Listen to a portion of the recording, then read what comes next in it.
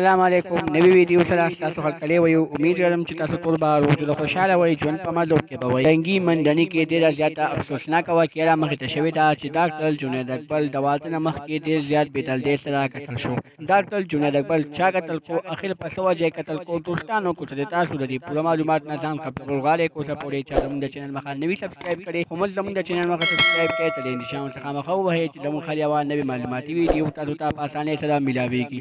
رنګي منډني کې ډېره زیاته افسوسناکه واقعه رامخې ته شوې ده چې ډاکټر جنید اکبر د نن نه 2 میاشتې مخکې کېدن کړې وه او په اکتوبر کې واده او خپلې ښځې سره به یې ډېره زیاته مینه کوله او خوا اخیستل کله به ډېر تلو راتلو. په دغه خبره باندې خوا اخیستل ډېره زیاته غوسه ورغلې ده چې دا ولې مونږ کله بال ځي او راځي.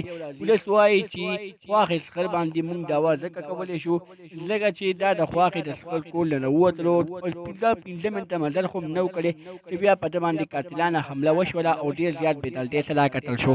دوستانو سوال دا اوچتېږي چې ډاکټر جنید اکبر چا قتل کو؟